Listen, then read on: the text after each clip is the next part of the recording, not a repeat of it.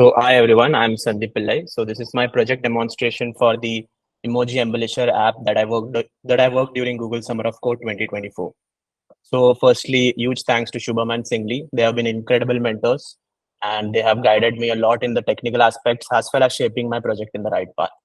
And special thanks to Devanshu for bearing all my silly doubts and helping with me. And sorry, Singli, I couldn't find a better picture for you. Moving on. So the Embellisher app. So what is this app? This app lets users transform plain text messages into emojified or embellished text using open source LLMs. And once generated, the user receives an interactive message with the options to copy, edit, redo, or send the enhanced texts. Uh, Coming to the benefits to the community. So text embellishment. So coming to why I chose the project.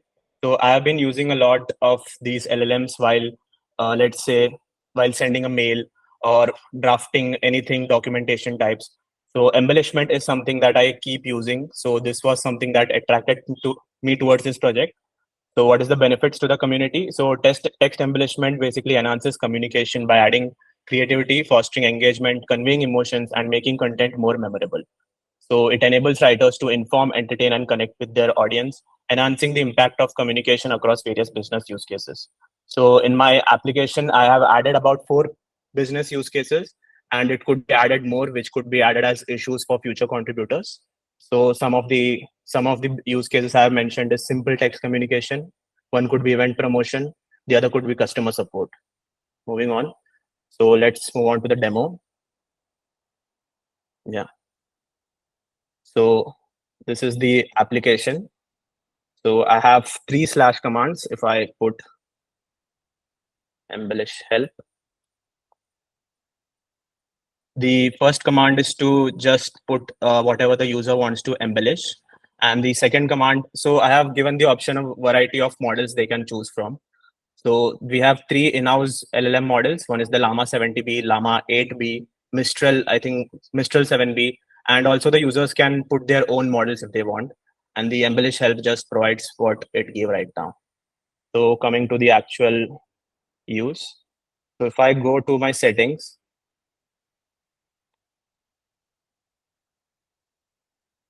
I can see currently I'm using one of my own model. This is the default model which is set, but I'm using my own model because Devanshu suggested that it would be better since the in-house LLMs sometimes does go down. So currently I'm using my own model, and the use case would be seeing first is the text communication. So communication is just, let's say I joined the channel and I just want to interact with people. So I have I have curated some example prompts that I would be giving.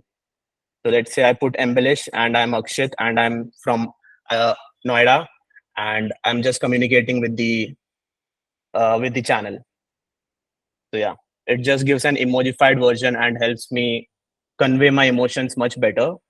And here are the other functionalities. One is this is the message that only Akshit can see. He can either send it to the channel with the current channel, that is like this, or he can either redo it. Now, let's say the default emojification percent is 50%. I can make it, let's say, 30%. It would basically reduce the number of emojis. So I can see one emoji is lesser, and I can again redo it, and let's say make it 70%. And let's say I want to give an instruct that use more exciting emojis. So there is more emojis and it's much more exciting to see. So this was the most challenging prompting part that I worked on. And the other part is this is just a simple edit modal where he can edit whatever he wants and just send it. And moving on to the forward button, the actual functionality I wanted was a copy functionality. But since the application is running on the server side, it cannot access the client side API, which is the navigate.useclipboard.set text.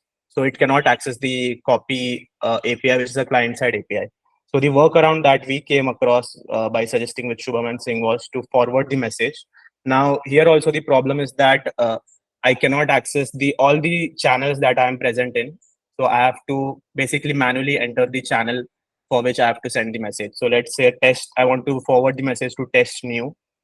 I can just put test new and the message would be forwarded. So yeah, I have the message over here. So that is something that I will be addressing on the later slides. Let's say I added a channel that does not exist. So it will just prompt me an error that invalid room, check if the room exists. Now let's look at some more of the use cases. Uh, yeah. One could be event promotions, something like I think today's Programmers Day. So a use case would be, let's say I'm in a college committee where I want to promote this Programmers Day and Oktoberfest since October is coming. So embellish. So now this is giving me the output in a much more formatted manner, since this was just an emojified manner, but this is what I typically say, an embellished manner. We can see all of the bolding and the emojis and the much formatted manner. So the similar case is for this forward, edit, redo, and send. Now let's look at one more use case, customer support. I think customer support would be one that would be much more useful if we are using in omni channels. But I don't think this app can be yet implemented to omni channels. So let's say a use case of an order getting being cancelled. So yeah, it's typically a much more of emojified version. But yeah, I've added some few short prompts to make it look better. So these are the prompt engineerings that I've done basically. So yeah, that's all for the demonstration. Again, moving on to the slides. So the challenges faced were basically prompting of emojification and redo action. So I was initially going to let the user put in some top K temperature parameters and top K parameters, but Singh suggested me that would be quite hectic for the user. So all I did was the emojification percentage and any other text they want to put in.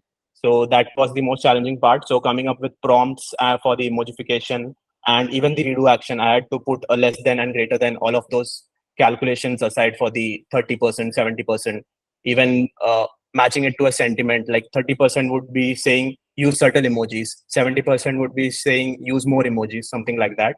And the second challenge was the inability of the client side access for copy action. So the workaround for which was the forward action block. But again, the forward action had a downside that I cannot select a room from all of the channels I have available with me. And the last challenge was the in-house LLM 70B shows some delayed response. So currently, I'm using a 70B model that is an API model which I have that is hosted somewhere else, not the in-house model. But whenever I use the Llama 70B model, it shows me a delayed response, and the Rocket.Cat response with there has been some error with the Embellisher app. But eventually, I get the response after about 10 or 15 seconds. So that's a long time to wait. So coming with what's next. So this would be addition of more use cases and their system prompts. This would be assigned as issues that future contributors can do. The other thing would be client-side clipboard access to apps engine. This could be granted to the apps engine, but there could again be security vulnerabilities since we generally not give a client-side access to a server. That is something we should look on. And room selection access in apps engine. So one thing that could be added is that a user could if the user in the apps engine we can get the information about the user, but we cannot get the information about all of the rooms he is present in. I think that is something that could be added to the apps engine. And the last one is the in-house model streamed response. So Shubham helped me with a technical code to get a streamed response, but the problem with that was the notification message would keep on notifying whenever a new chunk is generated. But what I want to do is update the notified messages. So even that is a downside. Updation of notification message is not possible, but updation of message builder is possible. So that is one more thing that I should be look on. So that's all for now. And yeah, thank you.